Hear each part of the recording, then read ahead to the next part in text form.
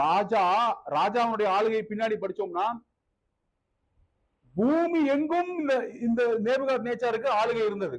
பூமியில எந்தெந்த கூட்டம் இருக்கோ எல்லாத்துக்கும் ராஜா யாரதான் இருந்தாரு பின்னாடி வரும். தானியல்ல படிச்சீங்கன்னா இந்த ராஜா இப்ப யாருக்கு காலில் விழுந்தாருக்கா? காலில் விழுந்தாருன்னா சும்மா விழல, லைட்டா சலாம் சார் அப்படி வைக்கல, மோகம் குப்புற மூஞ்சி தரையில படுறபடி ராஜா என்ன படுத்து இருக்காரு?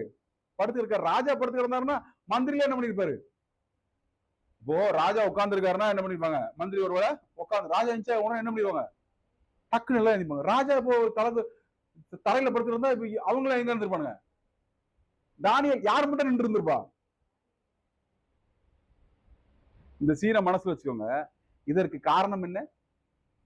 ஒரே காரணம் தான். என்ன காரணம்? தேவனை குறித்த அறிவு யாருக்கு இருந்துச்சு? தானியேலுக்கு இருந்தது.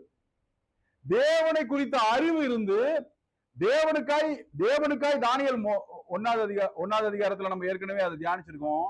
தானியேல் என்ன பண்றாரு? தேவனை குறித்த அறிவு, தேவனை குறித்த பயமாய், பயபக்தியாய், விசுவாசமாய், கட்டுப்பாடாய் வெளிப்படுது. பல ஏரியால வெளிப்படுது. என்னவால வெளிப்படுது? வெறுமன என்ன பத்தாது, வெறுமன மார்க் வந்தா பத்தாது. என்ன கொடுக்கணும்? பேப்பரை. அது என்னது? இதுக்கும் அதுக்கும் கம்பேர் பண்ணுங்க. தேவனை குறித்த அறிவு, பயம், தேவனை குறித்த பயம், பக்தி, ஒழுக்கம், லைஃப் ஸ்டைல். தானியேல் என்ன பண்ணல? சாப்பாடு சாப்பிட மாட்டாங்கிறாப்ல. ராஜா என்ன சொல்றாரு? ராஜாவுடைய சாப்பாட சாப்பிடுங்கிறாரு. தானியேல் என்ன சொல்றாரு? இல்ல, எனக்கு எங்களுடைய சட்டத்திட்டத்தின்படி யூதர்களுக்கு என்ன உண்டு? ஒரு சட்டம் உண்டு. அவங்க எல்லாத்தையுமே என்ன பண்ண முடியாது? சாப்பிட முடியாது.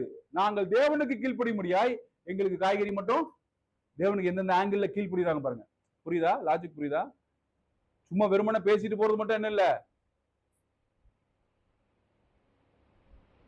பெருந்திண்டிக்காரனாய் இராதே அப்படின்னு சொல்லி என்ன போட்டிருக்கு? வசனம் போட்டிருக்கு. அப்ப நம்ம என்ன பண்ணணும்?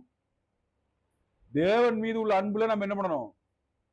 எனக்கு இன்னைக்கு 2 இட்லி போதும், ஏன்னா வசனம் அப்படி சொல்லுது. அதை என்ன பண்ணும்? பிராக்டிஸ்ல கொண்டு வரணும். அப்பதான் என்ன உண்டாகும்? அப்பதானே சரீரத்துக்கு வலிக்கும். யோசிச்சு பாருங்க, நல்லா யோசிச்சு பாருங்க. சரீரம் எப்பொழுது கீழ்ப்படுத்தப்படுதோ அப்பொழுதோ உங்களுடைய விசுவாசம் என்ன பண்ணப்படும்? பரீட்சிக்கப்படும். உங்களுடைய பயபக்தி பரீட்சிக்கப்படும். 10 மணிக்கு ஆராதனைனா